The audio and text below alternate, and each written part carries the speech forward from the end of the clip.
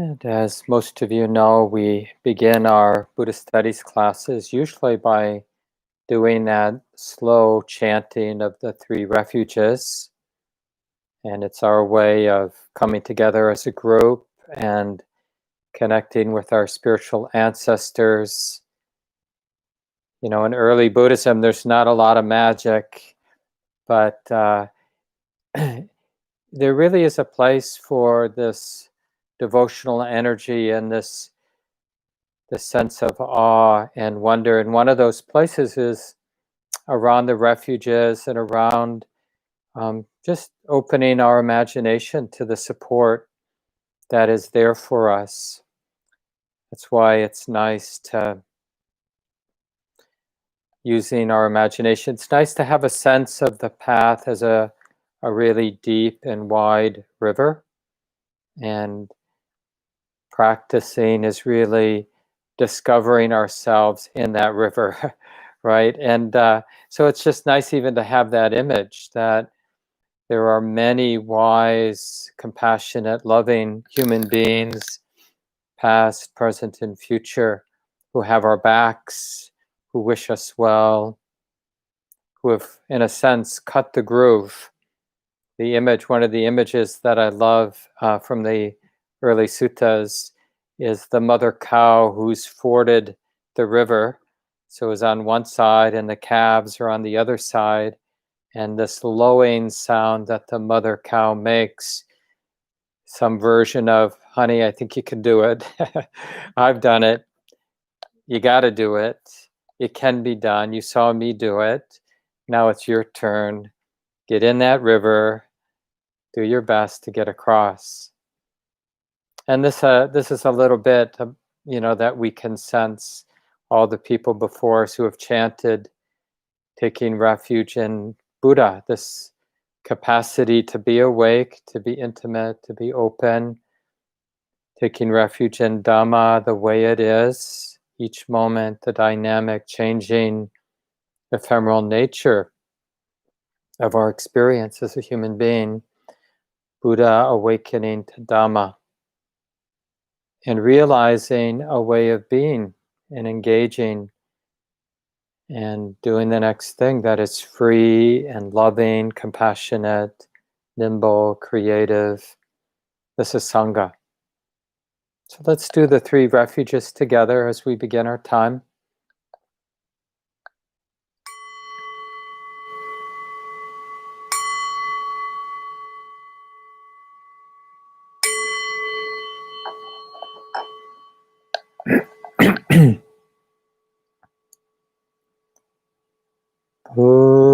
Buddham saranam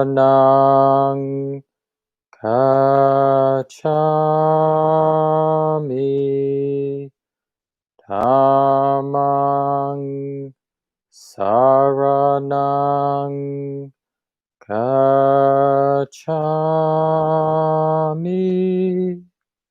Sangham saranam gacchami,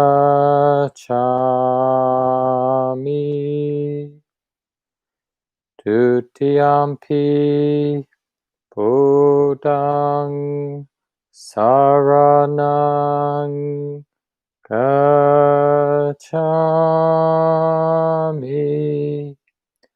Dutiyampi Dhammam saranam gacchami, Dutiyampi Sangham saranam gacchami, Tatiyampi Buddham saranam gacchami, Tatiyampi Dhammam saranam gacchami, Tatiyampi Sangham saranam gacchami.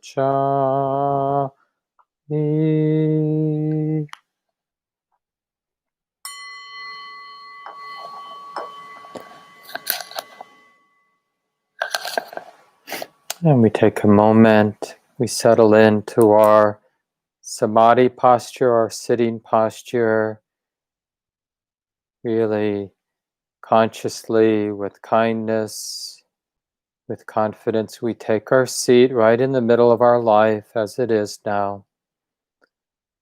Relatively still, relatively upright.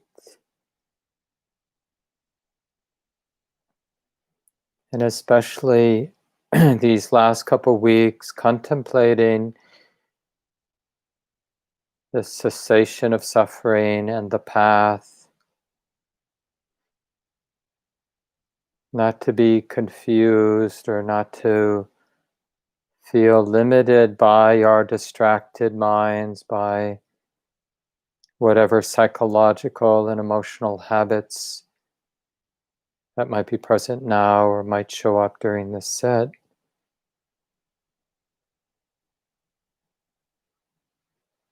We're intuiting, we're aspiring to a freedom that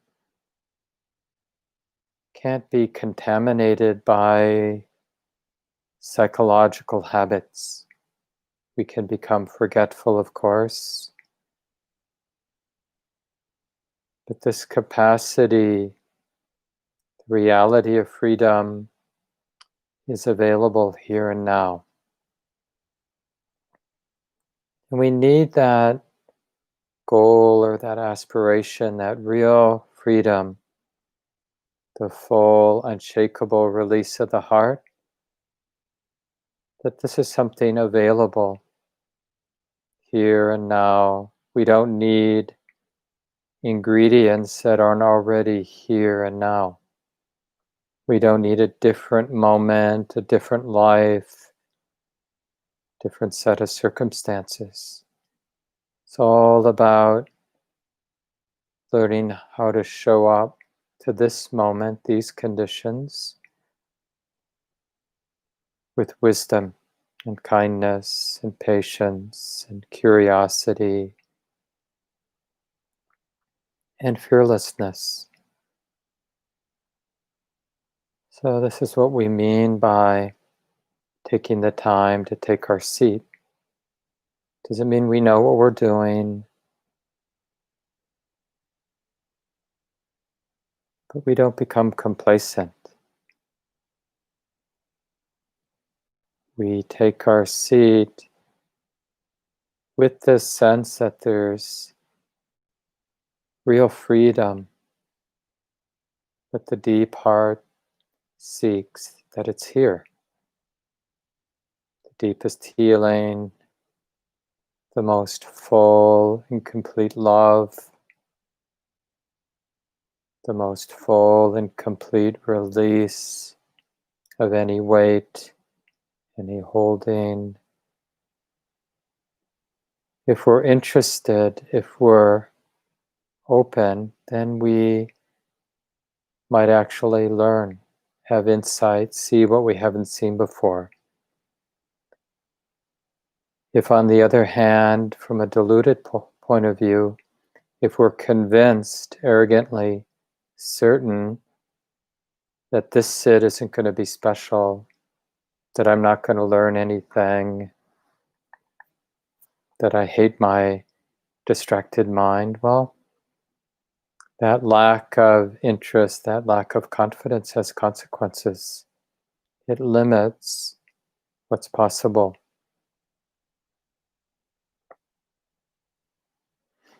So each of us, in our own way, from our own experience, just take a couple minutes at the beginning of the sit to contemplate the unshakable release, the beautiful flowering, the deepest healing that this heart seeks. However we can imagine and open and trust in that. freedom. So take a couple minutes now.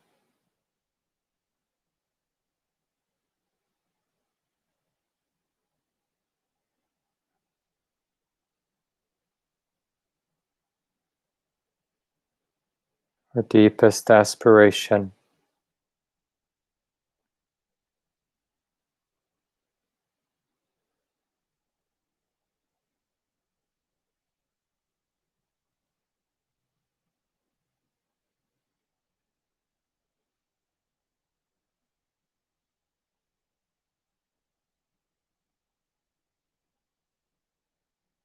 And if you need some encouragement, you can just contemplate the goal as peace or ease or a full and complete release of any obstruction, any weight or holding. And you can even repeat a simple word like peace, unshakable release.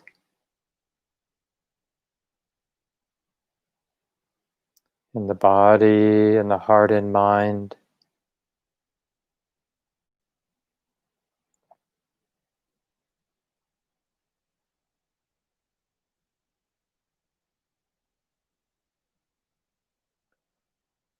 And any obstruction, anything that appears to be in the way, like doubt or pain in the body, but whatever it is that appears to be in the way or appears to be a problem, then that's just one of our teachers. Oh, this is dukkha. Dukkha is to be understood. Dukkha is to be open to, relaxed with, as a teacher we deeply respect.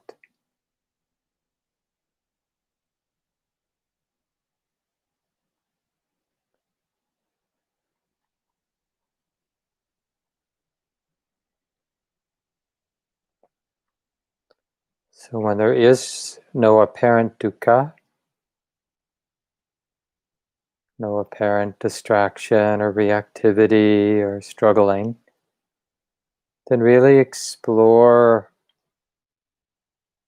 the depth of the release you're experiencing, the freedom you're experiencing. Is it limited in any way, this freedom? And then if it is limited in even a subtle way, then just introduce yourself to your teacher, dukkha. Any limitation is dukkha.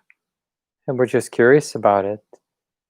And curious about how to become more and more intimate until we sense that it's alive, dukkha is alive, it's a conditional changing process.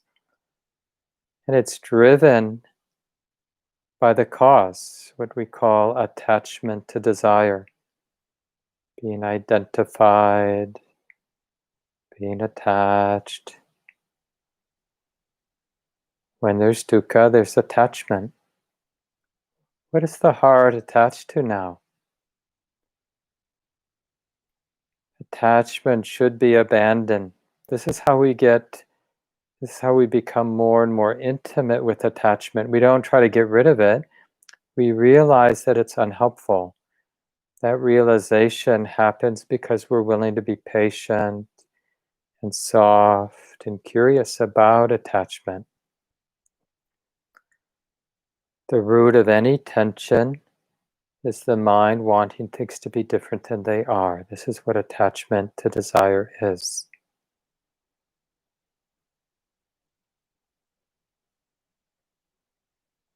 So we practice being patient as wisdom sees this should be abandoned.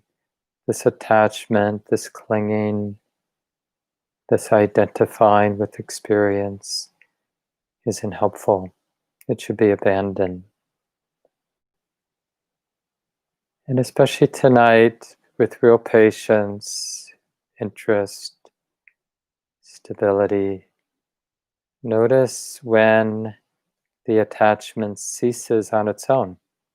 Because like everything, it comes to be, attachment comes to be because a certain causes and conditions that support it. And like everything, attachments, they'll naturally cease when the supporting causes are no longer there. So this patient, wise, clear attention, non-judging attention, isn't providing the supporting causes for the attachment. So eventually it will cease. And we'd really like wisdom awareness to be there, to notice, oh, this is the experience of the cessation of attachment. This is the mind here and now without attachment. What's the feeling here? We're noticing the peace, the release of attachment. It's a very important insight to get very clear and intimate with. It's a natural happening, but we tend to be unaware when that happens because we're not willing to be patient with attachment until it naturally ceases. So let's continue in silence for a while now.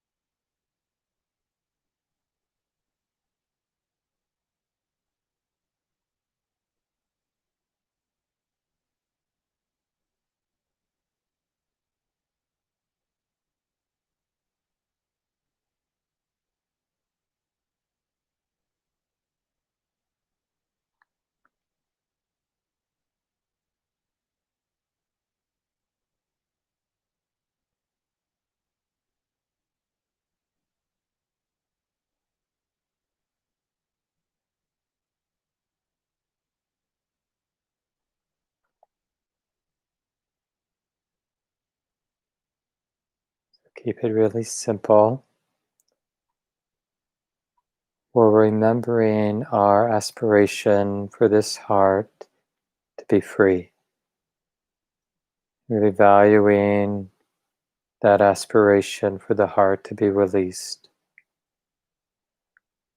And we're noticing the heart, and if it feels released, we're really interested in that experience of release, in the absence of dukkha. And if there appears to be some dukkha, some struggling, some weight, some tension, then we're curious, relaxing with it, Breathing in, feeling the struggle, the tension. Breathing out, letting it be. We're curious about the attachment that is the cause for the struggling, for the tension. What is the mind identified with? What does the mind want to happen? Want to become, want to get rid of? What's going on right here in the heart? Oh, this is the attachment. It should be abandoned. Let me open. Let me feel the unhelpfulness of the attachment with patience, curiosity. Let me notice the moment that the attachment ceases. What is the experience of this heart without attachment? This peace, this release should be realized, should be fully realized. It has been fully realized. This is the meditation work of the third noble truth.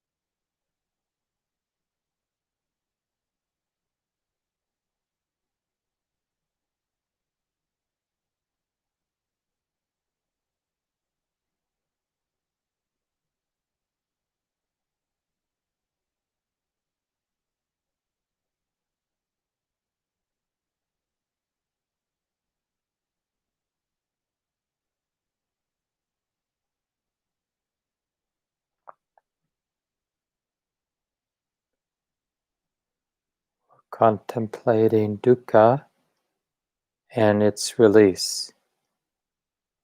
How dukkha arises, how it ceases.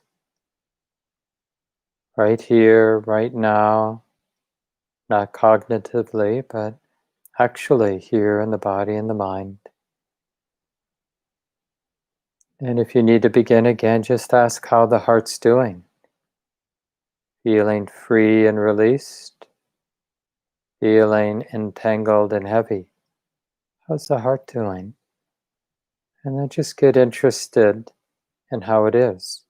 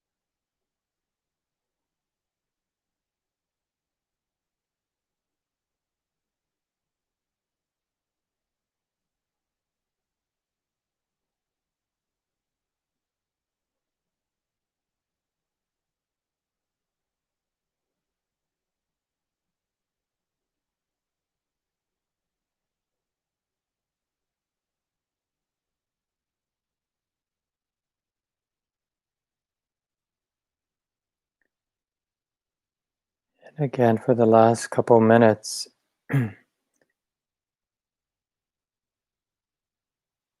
this is really the meditation theme for the rest of our life. We're just sitting here right in the middle of things. Care about this heart, care enough to be sensitive to how the heart is right now. And by heart, I just mean right here in the middle. How's the heart?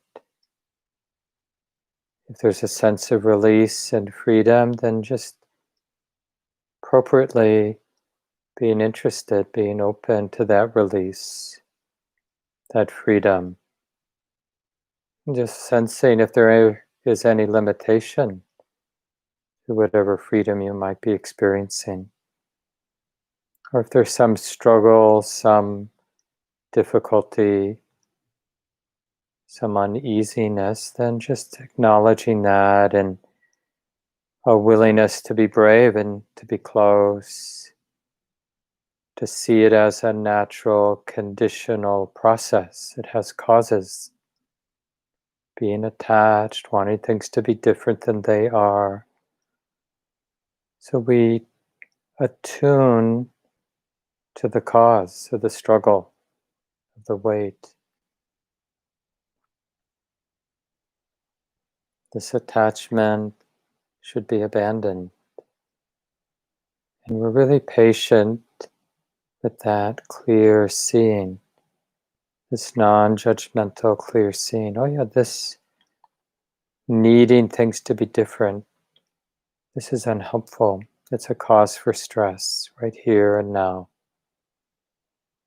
Let me be with this identification.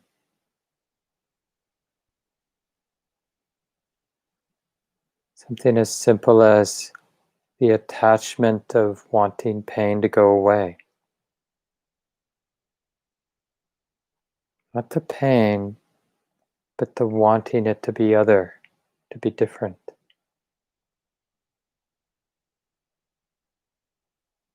The not liking.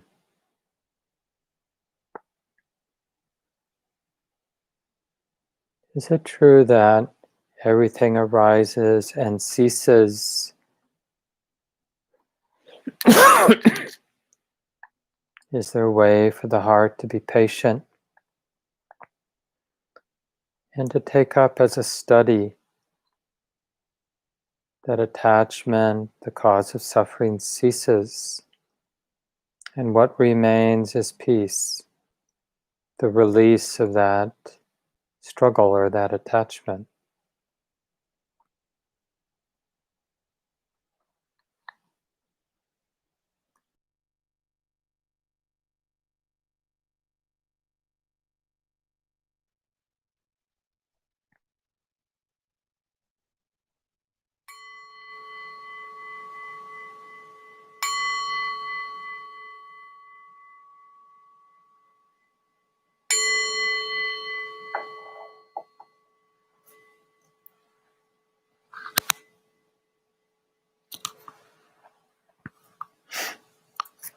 So take a little time and adjust your posture if you need to.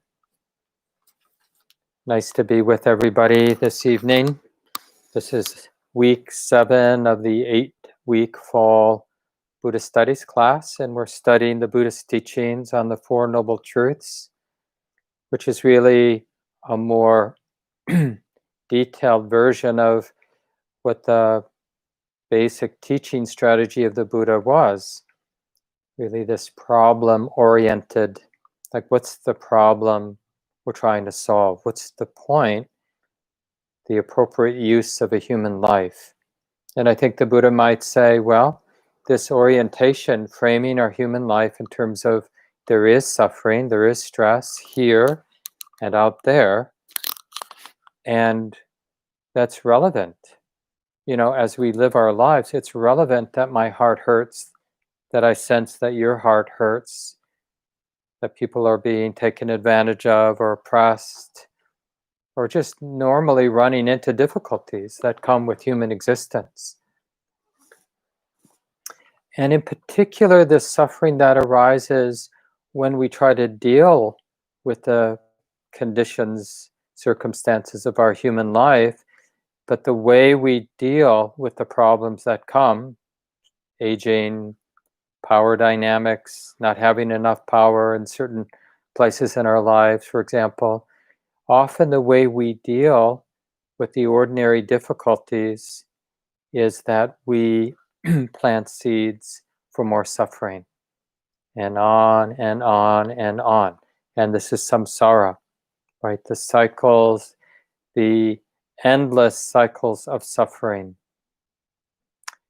And this is what broke the Buddha's heart, as it said in the tradition, after his awakening, contemplating the freedom that he was experiencing in his own heart, and contemplating sort of the bigger picture, he saw that human beings in their depth, they wanted the same freedom that the Buddha had realized. They wanted that release, but in looking for that release, striving for it, they planted seeds for the very suffering that they were experiencing. And this is something we can see over and over again in our own lives in particular. It's useful to see how we're dealing with our experience of dukkha in ways that plant seeds for more dukkha, more stress, more unsatisfactoriness, more despair, more striving, more fighting. So the Buddha really asks us to use the frame of suffering and the end of suffering, or the Four Noble Truths, as a way of understanding what to do with this human life. So whatever we're doing to earn a living, and whatever we're doing in terms of being a family person or being a single person, that's just the context to study, oh, you know what? Right now I'm experiencing dukkha. My heart, I feel some stress. I feel burdened. I feel tight. And instead of just reacting to that, I'm going to take it as a teacher. That I have a spiritual obligation to be interested in this experience of dukkha, to relax, to stabilize present moment awareness enough that I can get close. Oh, this is what's moving in my heart. This is that yucky feeling I've been running from. Can I be with this? Can I be with this? Yeah, I think I can be with this. And we relax. And we get interested. And dukkha, this dynamic of stress, of tightness, it reveals itself in the space of that wise, non-judging, kind presence, present moment awareness, mindfulness. Oh, this is dukkha. It's a natural process, this dukkha, meaning there are causes. And when those causes are there, there's dukkha. This heart is tight. And when those causes aren't there, there's not dukkha. So that's really the transition from the first to the second, is as we take dukkha as a teacher, it's going to reveal its truth, which is it's not a noun. Dukkha, suffering, isn't a noun, like, oh, I'm suffering. It's a natural, dynamic, conditional process. Meaning right now, there has to be causes for dukkha. Now, pain is a little bit different, right? I mean, pain can be a manifestation of dukkha. But dukkha is really more the resistance, the not liking of the ordinary mental and physical pain that comes our way. So when we stabilize awareness with dukkha, and we see it as a natural process, then we're really discerning, able to discern, oh, here is the essential cause for this tightness in my body, this tightness in my heart, this pain that I'm living with. And it is the attachment to some desire, wanting to get rid of, wanting to become, wanting to have. And the mind constructs this kind of like a story, like a me who is suffering, but when I get what I want or get rid of or become, then I'll be free. And then it clings to that idea. This is not okay because I'm not there yet. I haven't gotten rid of, or I haven't gotten, or I haven't become. So this is suffering. But and then the mind latches on. It believes in that story and it clings. And of course, the story can shift, but the mind is very quick. So it can go from clinging to one story to clinging to another. And it's the clinging that we need to discern as the essential supporting cause for the experience of dukkha. There's a cause here. This cause should be abandoned. And that's a discernment. That's not like me getting rid of it. It's a discernment. Oh yeah, this attachment, this not liking the moment being the way that it isn't helpful in any way. Doesn't mean I shouldn't do something to change things. It just means that that contraction, that identification with the idea of not liking it and wanting it to be other than it is unnecessary and unhelpful, and the cause for dukkha, cause for the stress that I'm experiencing. So this is a very tender place in practice, very alive place in practice. And we keep missing this place because there's a subtle identification with wanting our Dharma practice to work. If I'm just with this attachment, with this suffering, it's going to go away. But that's not the cause for it going away. The cause for it to go away is that embracing, kind-hearted, patient, curious, intimate, as if it's never going to go away. And that can be really useful. And it's amazing what a great teacher physical pain is in the sitting meditation process. Because, if we sit long enough, our body's going to start to hurt, whether it's the back or the knee or whatever. Or just getting getting antsy or something like that, or getting sleepy. But generally speaking, it starts to hurt after a while. And then that's a great place before it becomes overwhelming, the unpleasantness, just to get very interested in when the physical pain turns into dukkha. So now there's it feels like I have a problem. My knee hurts, and there's another 30 minutes to the sit, and that's a problem, right? So it's not just the physical throbbing in my knee, but there's this mental pain of being somebody who doesn't like the knee pain, doesn't think he's going to be able to make it to the end of the set, doesn't want to move and be judged for moving or whatever, that whole entanglement that we fall into. And then what we want to understand at that moment, it's always about suffering and the end of suffering. What a perfect moment. Okay, there is dukkha, right? The tension of not liking this pain, the pain and the not liking. Now, we haven't really teased anything apart. It's just like this conglomerate of out, I want out. I don't like this, right? And we recognize that as dukkha. So we stabilize awareness. This is my teacher. We see there's an attachment there. There's part of the mind doesn't think my knee should be hurting. It's totally convinced. And that has the thought, and if this pain, if I can stretch my leg out, or if the sit were to be over, then I wouldn't be suffering anymore. And there's a grip, an attachment to that idea, this arrogant certainty, right, about how to resolve this. That somehow not liking the pain, wanting the sit to be over, blaming some injury that I had, some stupid thing that I did or somebody did to me that caused my knee to be weak. So whatever the obsession is and the clinging to that idea, that's the cause. That is extra. And this is a powerful insight to realize, because normally the mind, lacking wisdom, we think attachment is functional. Liking something, wanting to become that grip. We kind of feed on that intensity of attachment.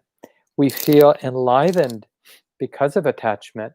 And we actually can feel somewhat depressed or unanimated when we're not attached. It's interesting, this transition, as there's more and more equanimity in our lives, it can be a little disorienting when there's more spaciousness and more ease and more equanimity.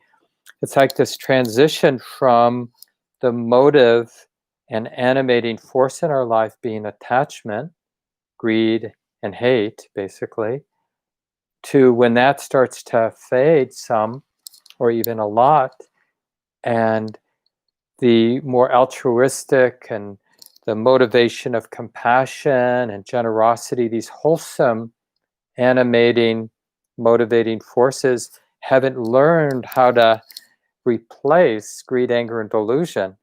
And we can kind of be in this place where what used to work, what used to animate our life, we don't trust anymore.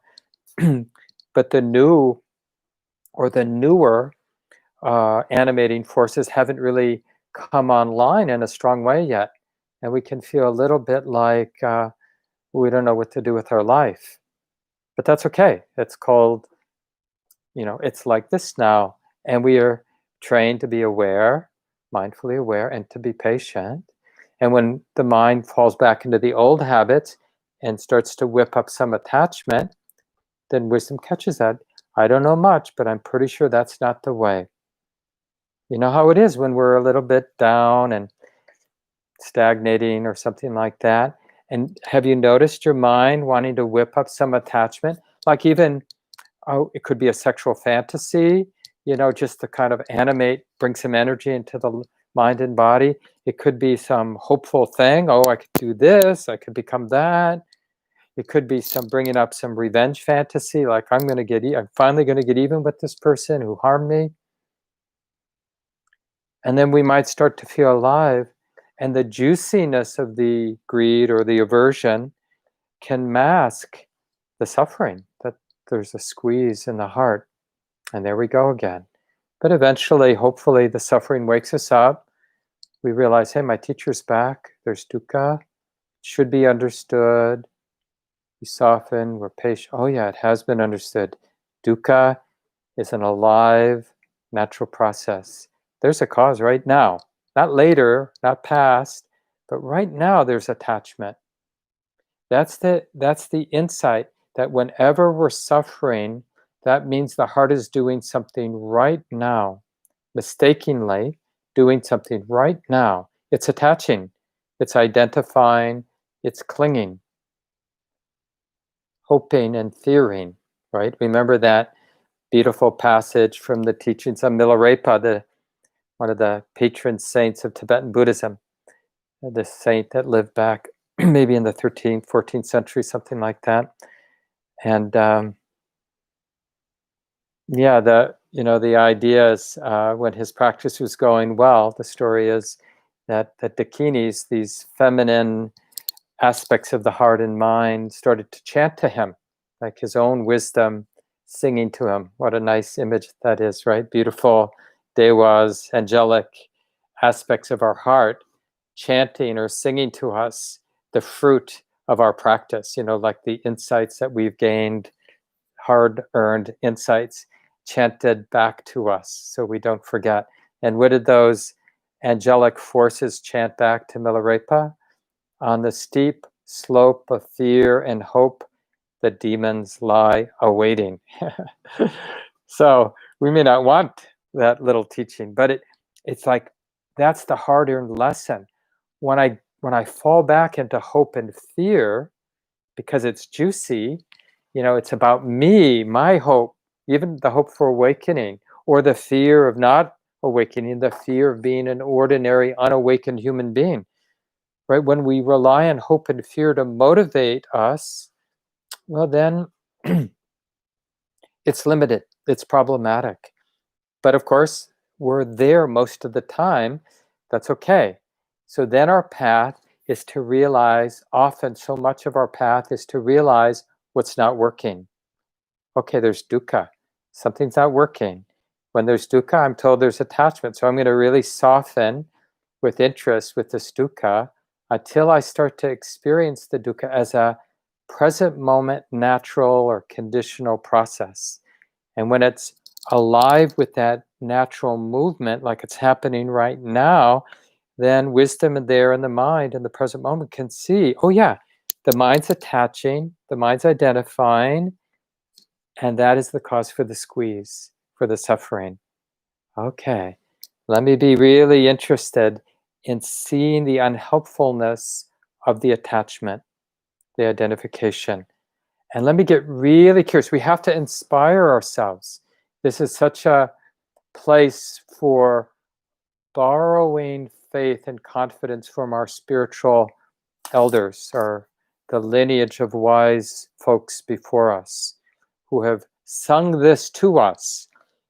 You know, the cessation of craving, the cessation of attachment, the cessation of greed, anger, and delusion, the cessation of clinging is the liberation of the heart, is what the heart has been seeking for almost forever. And every time we can be stably curious and open to the dynamic of being attached, just observing it. Oh yeah, this should be abandoned. This isn't helpful. Observing it with patience, with understanding, with real interest. When it ceases, when there is no more attachment, and we catch a little of that flavor. Oh, this is the release. This is the peace of release. This is the ease of non-attachment. This is the mind that is momentarily empty of that clinging, that squeeze. Oh, this is the flavor of release. This is what the Buddhist teachings point to. This is what all the angelic forces, internal, external, whatever, right? All the forces of goodness, the beneficent forces that we want to listen to. This is what they're chanting, singing to us, pointing, like that mother cow lowing. You can do it. You can observe attachment with a balanced, kind, patient heart, and you will see attachment cease. And that will clarify two things. The third noble truth, there is cessation. There is actually the flavor of freedom. Freedom is available. It has an unmistakable taste. There's a great story, I think, from the Zen tradition of somebody for a long, long time, decades, seeking a wise teacher, and in the monastery, and gave up on the monastery, went off into the hills, asking around, because there was rumored to be a really wise person up in the mountains. And eventually this seeker found this teacher, this old one, walking down the mountain trail with a bundle of branches on their back to carry into the village to sell for firewood to make a living. And once the seeker recognized the teacher, and they had that moment of recognition, and the student humbly asked for some teaching. And the old wise one immediately just dropped this big bundle of branches, just kind of crashed there, tied up, but crashed on the ground. And it was like just an immediate putting down the load.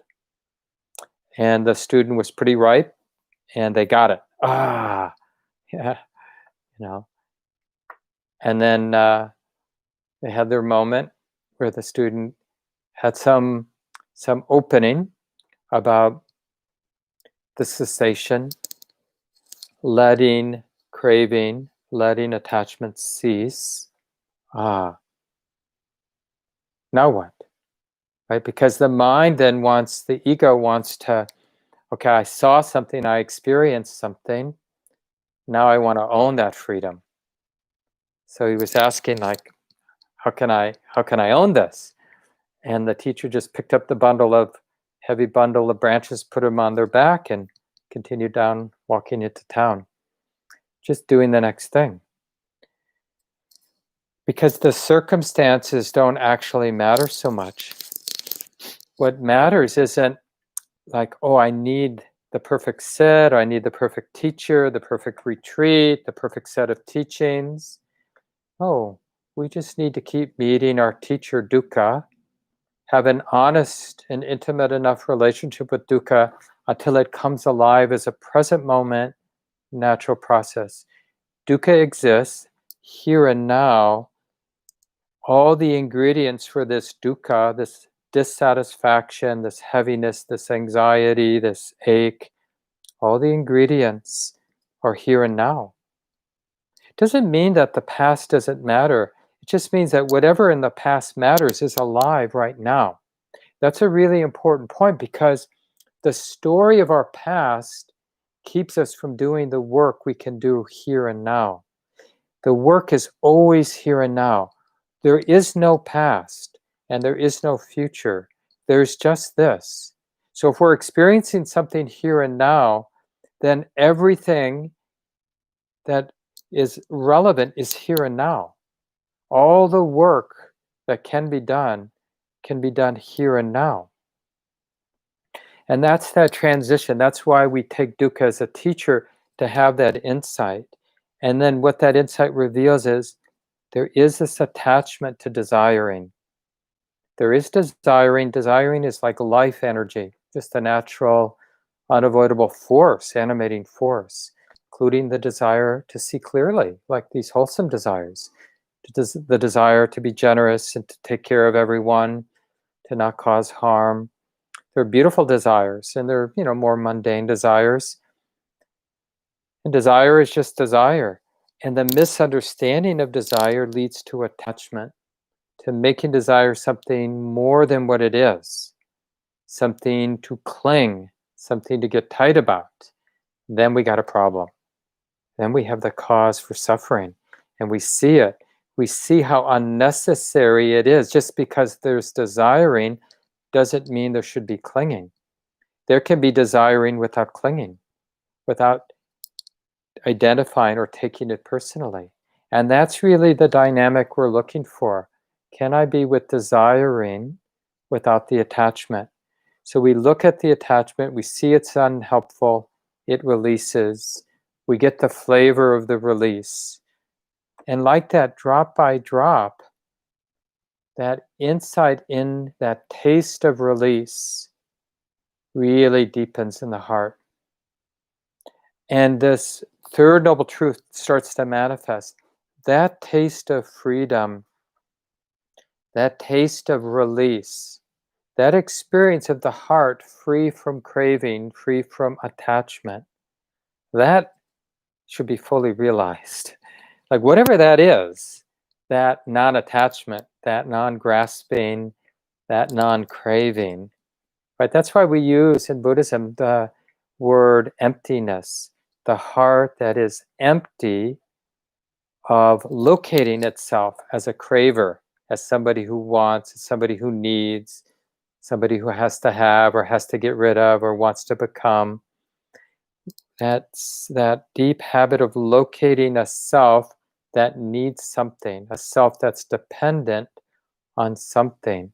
So the third noble truth is the deepening intuition, the deepening experiencing of the absence of that hungering, that thirsting, that feeding, that dependence. Oh, this is the mind, this is the heart, free of grasping. Oh, this should be realized. This should be fully realized, fully integrated, that this is always available.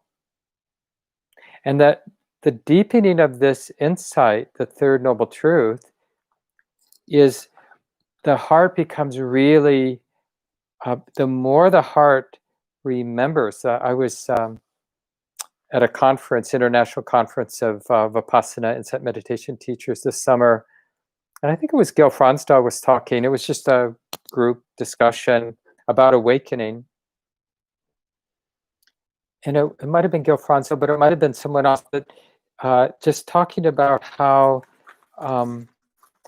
this deepening insight it really leaves an impression on the heart.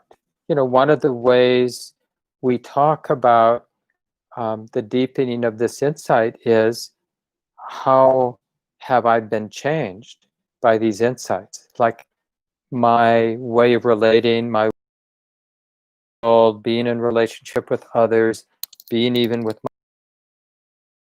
So these insights into cessation, this insight into cessation, it leaves a taste, and we're trying to live more and more in relationship with those impressions that have been left in the heart. Oh, freedom is possible. And the contrast, it's like suffering and attachment really starts to stand out the more we trust freedom. Is it still buffering now? I got a message from somebody. I noticed that the internet seemed a little unstable. How's mine now? People still hearing me? Maybe a couple people could just respond in the live chat if you're hearing okay. Okay. Hopefully it was just a temporary little fluctuation in the internet. Yeah, so I was just saying that however faint, it doesn't matter what it is. We just want to honor these little experiences of recognizing the cessation of attachment, the cessation of craving. Little impressions. I think Joseph Goldstein used to say, this insight, we need to have it over and over and over again. Little tastes of seeing the cessation of suffering.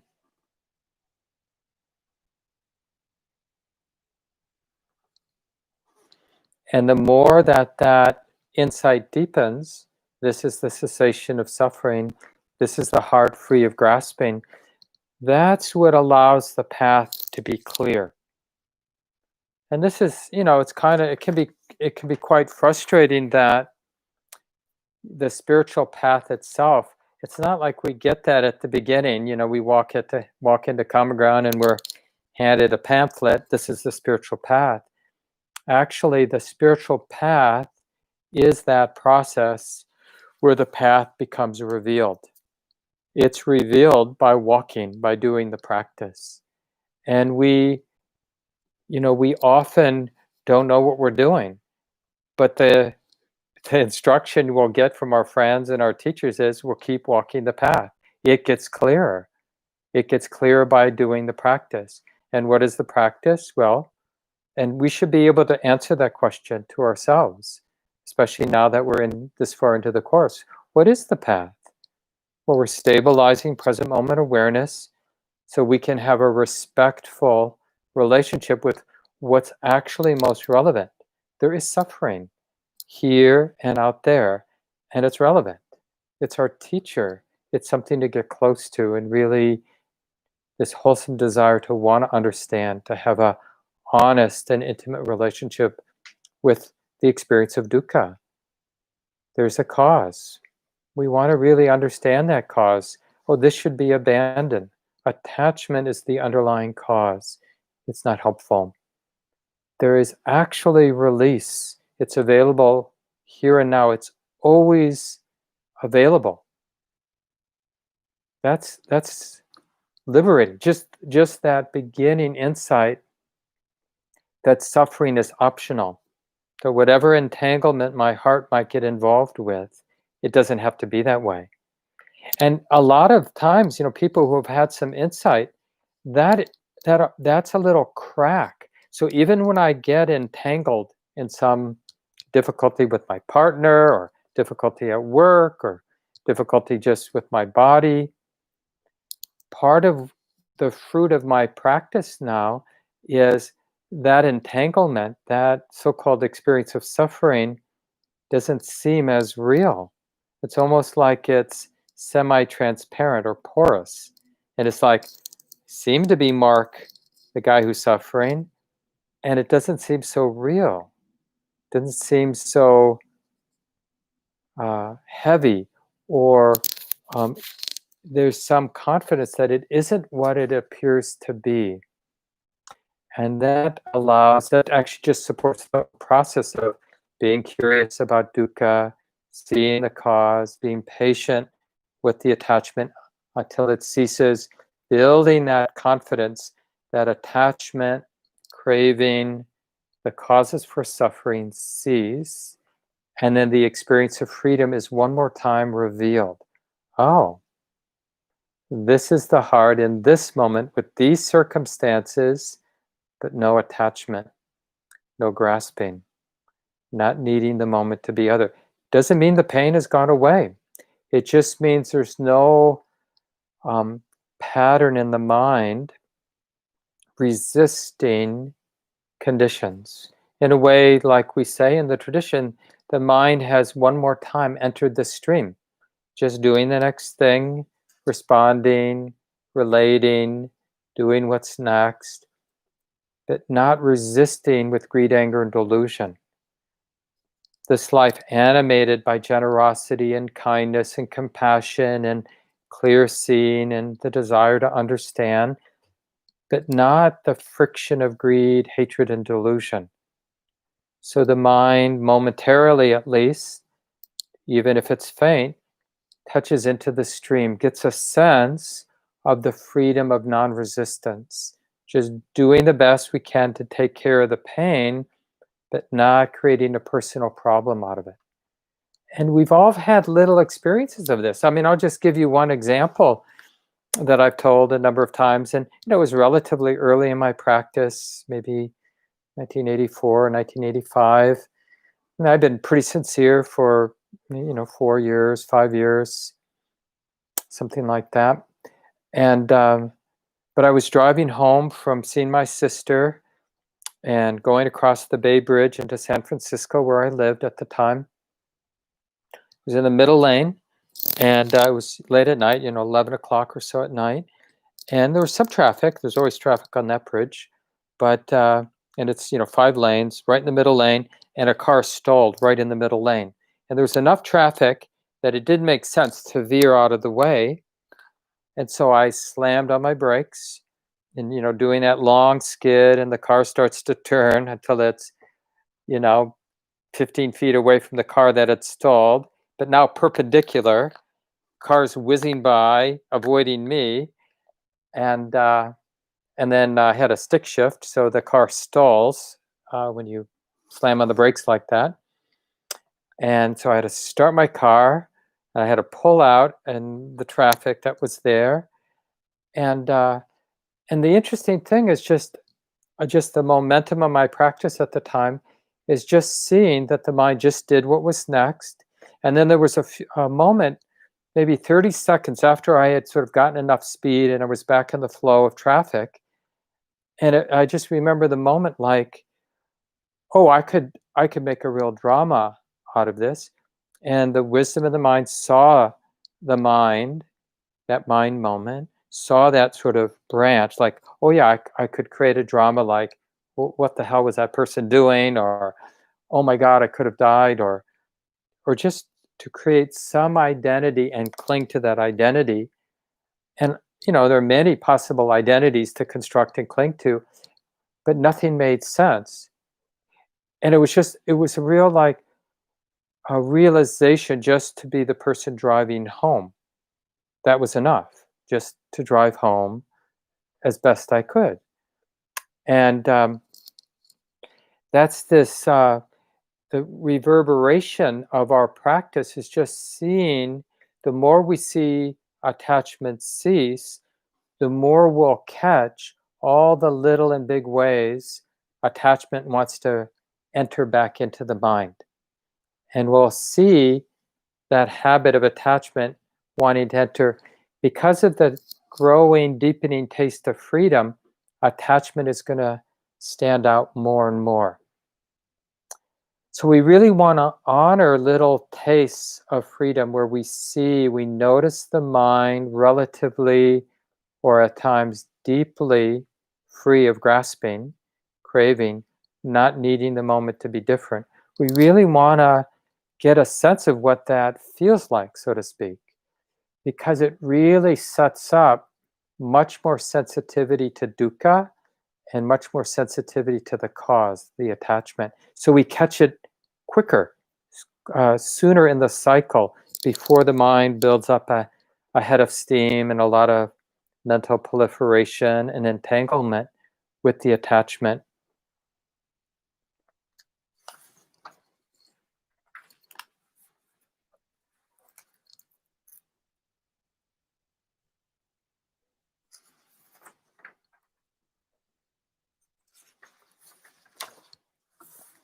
I sent out earlier today a discourse from scholars consider one of the early discourses, meaning really in the voice possibly of the Buddha, not something that got codified or systematized in later, restating of the teaching from the Buddha.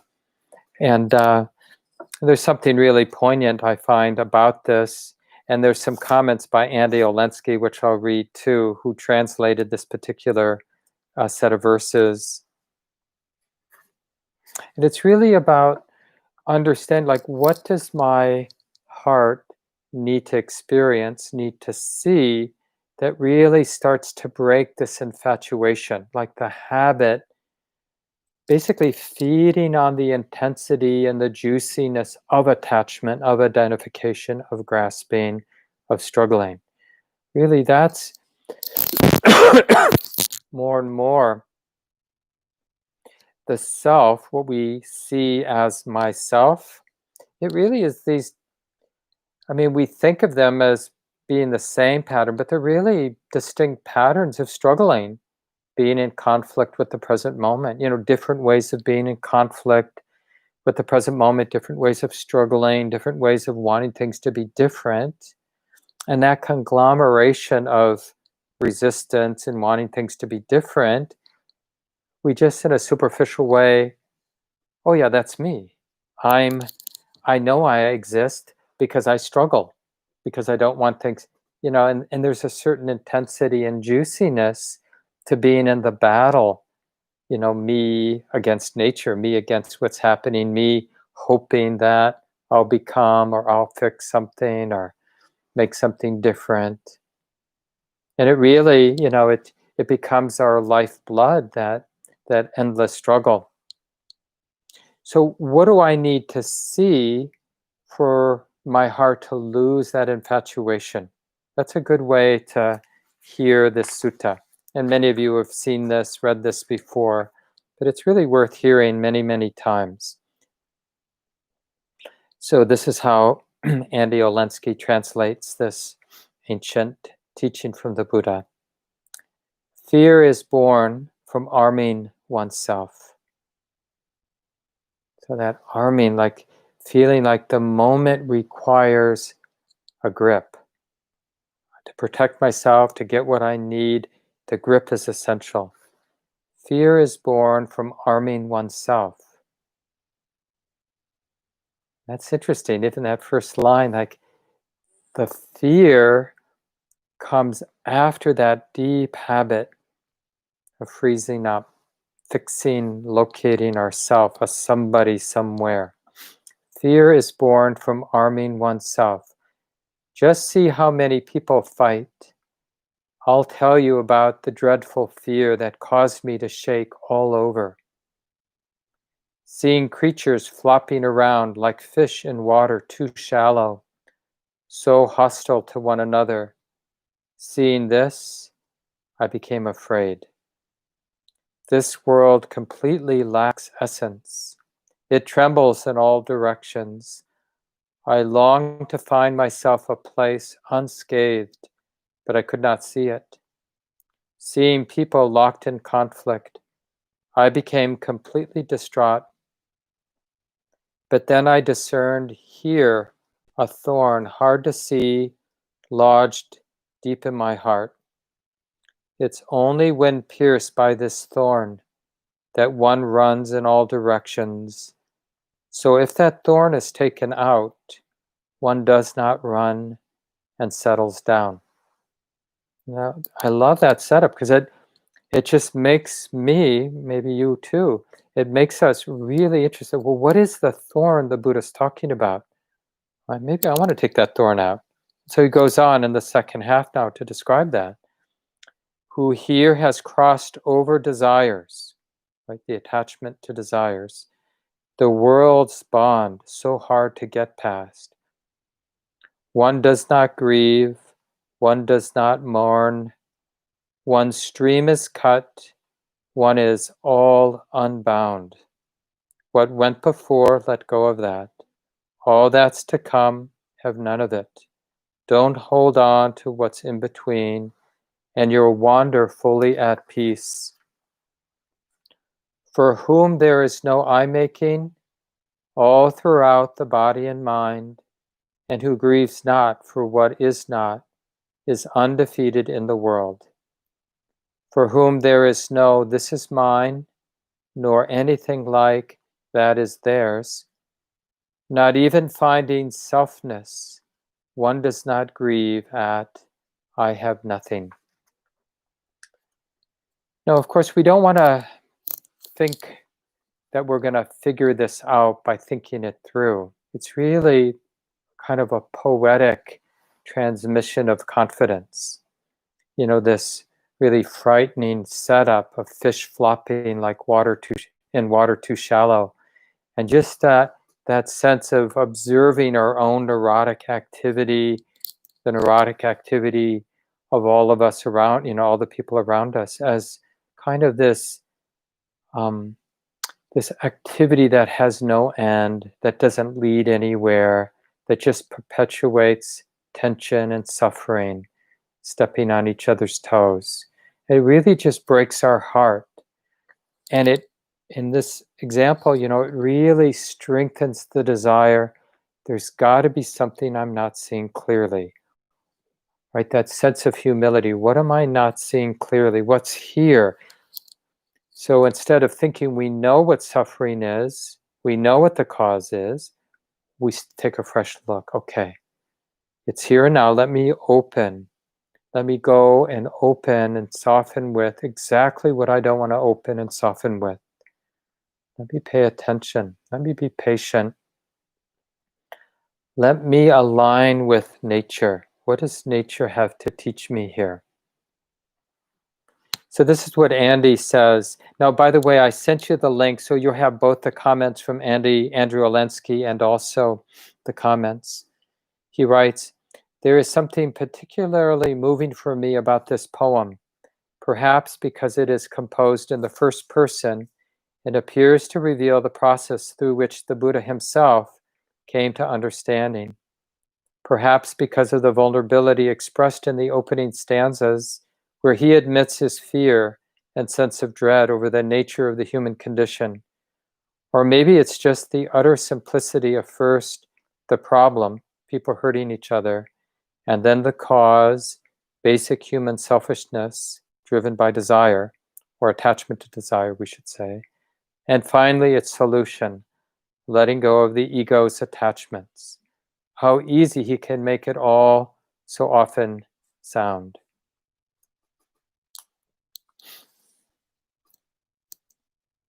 And then at the end, in the comments, Andy says, the later half of the poem describes how to cultivate a state of mind, a stance within the unfolding experience that avoids the dysfunctional move of creating and projecting oneself on every situation. Right? That's what attachment or identification does. There is a stream of happening, of experiencing, but the habit of attachment, of grasping, is the thinking mind, the imagining mind. It locates a sense of a self who then takes a stance against the present moment. I want it, I don't want it, I want to become, I don't want to become, right? So it locates a static sense of self, a me, that then is in relationship to the present moment, a relationship of attachment or dependence. And because nature is just a fluid and a fluid and complex, wild unfolding. Once the mind, the ignorant mind, locates a static sense of self, it's threatened by the wildness, the naturalness, the uncertainty of nature. It's like me against nature. We're always going to lose. The sense of self is always going to be anxious and uneasy and frightened and suffering. And then Andy ends with these couple sentences here. These few verses embrace the whole of the Four Noble Truths. The suffering manifests as violence, its cause by the thorn in the heart, the unbinding or crossing over this, and the way to cultivate the selflessness that constitutes real freedom. So I want to end just in the last 10 minutes or so and talk about what we'll be spending time next week, and we'll have small groups next week. Hopefully it will work. But the fourth noble truth, the way, the path, depends on the deepening insight into cessation, where we're little by little, sometimes powerful experiences, sometimes more ordinary experiences, but we're getting a sense, an intuitive sense, an actual sense of the heart, the mind, free of grasping. Now, we definitely already know the heart, mind with grasping, with attachment. So it's the cessation, the mind empty of grasping. So all day long, we can be curious about this. It's almost like we just drop in the question, how's the mind? How's the heart doing? Is there grasping? And if there's no apparent grasping, then really get interested. Okay, initially, this seems to be the heart free of grasping. This is, so we like I mentioned in the guided sit, explore the limitations, if any, of that sense, that absence, that emptiness of grasping, of attachment. Because it's really about what's not there, not what's there, not the freedom that's there as much of the absence. We really want to let the absence of grasping make an impression, because that's what then reveals the path. So the Eightfold Path, it's a map bringing practice into the world of sila, ethical conduct, relating with others, relating with the world, relating with staying alive, earning our livelihood in the world. We bring the essential insight into non-grasping. How does that manifest then when I have to earn a living? How does that manifest when I'm talking to another human being, falling in love, raising a family? How does non-grasping show up in that world of relationship?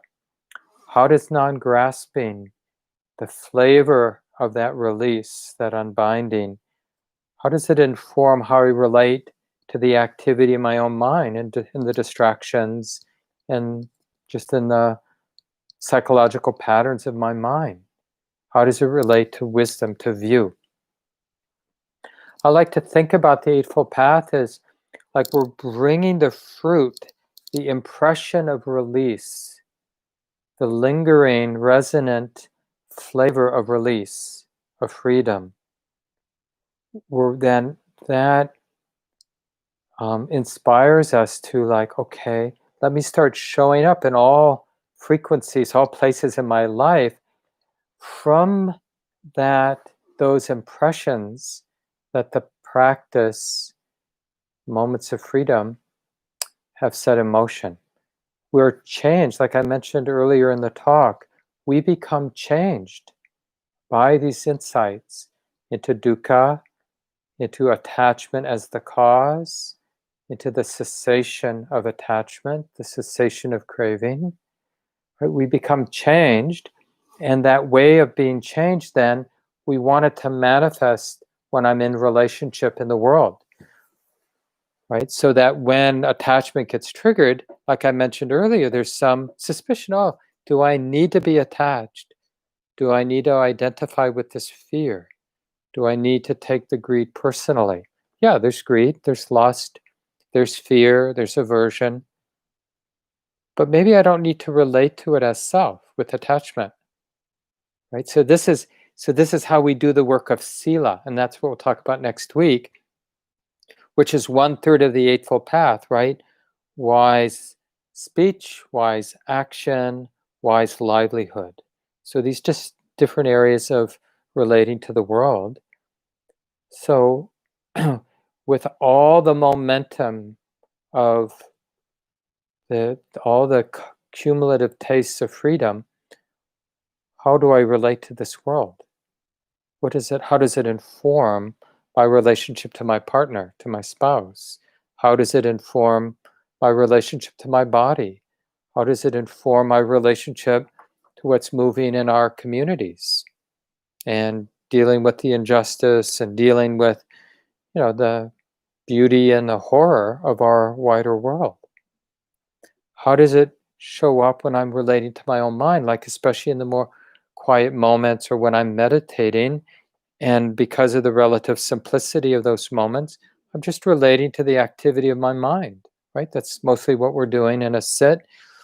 We see the activity of the body and the mind, and we relate to it. And now we want the way we relate to the activity of our mind to be informed by that flavor of non-grasping.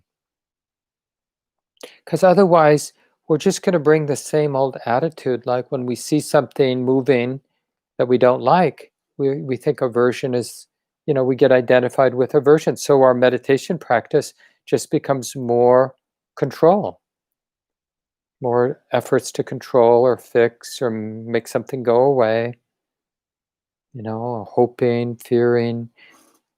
But with our practice, meditation practice informed by the experience of non-grasping, then we know the purification of the mind is a natural process. So we're just there with that stable, loving presence, and that's what quiets the mind down, not somebody who's got an agenda. Same with the purification of sila or ethical conduct. It's like really being present. That's what allows us to restrain ourselves from acting out our greed and hatred in our relationships, not so much by controlling our habit energies, but by seeing clearly what's wholesome and unwholesome, what's helpful and unhelpful. And this is what purifies our view. This is the last third of the practice. So I'll go through the Eightfold Path next week. But to begin with this week, you could just think of it as 3 stages. The growth stage is ethical conduct or relationship. The middle stage is working with the activity of our mind. And the deeper, more subtle stage of the Eightfold Path is working with the view, the way the mind understands, the frame through which the mind relates. Self-centered frame or the absence of a self-centered frame, just to make it simple. And in all 3 of these areas, our work with sila, ethical conduct, our work with samadhi, the activity of the mind, and our work with view or wisdom, how we're framing things with self-view or without it, we're just letting our insight into freedom, into release, into the unbinding of the heart inform how we show up in all these places in our lives.